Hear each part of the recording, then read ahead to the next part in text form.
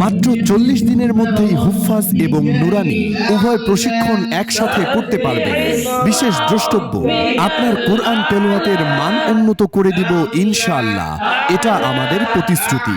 আমাদের লেখার বেকার চাকরির প্রয়োজন, আমরা এসএসসি চাকরির প্রয়োজন, আমরা এসএসসি দাখিল হাফেজ ও আলেমদেরকে নুরানি প্রশিক্ষণের মাধ্যমে 100% চাকরি দিয়ে থাকি।